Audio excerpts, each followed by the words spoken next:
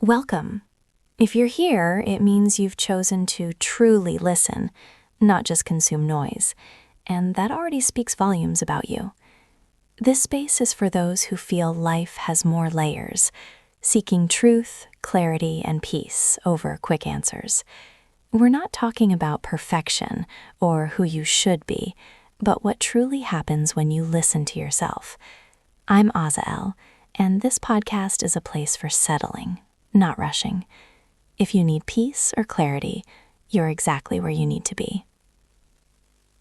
Let's begin. Today's topic: when you stop forcing life, true movement begins. If you're tuning in, you might be at a point where you simply don't feel like pushing anything anymore. This isn't a failure, it's a profound threshold. There's a specific kind of weariness that doesn't stem from working too hard or being overly busy. This is the exhaustion that comes from pushing yourself for far too long in a direction that wasn't authentically yours. You've stretched yourself thin, tried so hard to please others, to do things the right way, or to avoid disappointing anyone. And then, at some point, your body just says, stop. It's not a dramatic collapse or a sudden illness, but a quiet, persistent lack of desire. You don't want to anymore. You can't. It just doesn't make sense to continue. What's interesting is this isn't laziness. It's an inner honesty finally showing up. When you reach this crucial point, something truly fascinating unfolds. You literally cannot force life, even if you desperately wanted to. You can't push open stubbornly closed doors. You can't rush processes that require their own natural time. You can't drag people along with you anymore. And this is exactly where fear often creeps in. We ask ourselves, with a knot in our stomach, if I don't do anything, what will happen? The answer is both simple and, paradoxically, quite challenging to accept. What's truly meant for you will simply unfold. For the very first time, life stops reacting to your relentless pressure. Instead, it begins to respond to your alignment, to who you authentically are.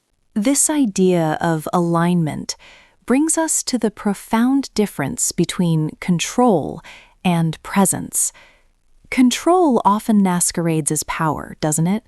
We feel powerful when we're in charge. But frequently, it's just fear in disguise. Fear of losing something, fear of not being enough, fear of not being chosen.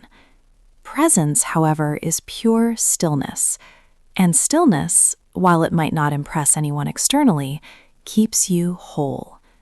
When you are truly present, a wonderful freedom emerges. You stop reacting impulsively, you no longer engage in games that don't represent you, and most importantly, you learn to say no when your body is screaming no. You stop chasing external validation. Your life begins to meet you exactly where you are. Now, I want you to try something very simple with me, right here, right now. Take a deep breath. Don't try to control your breath. Just observe it.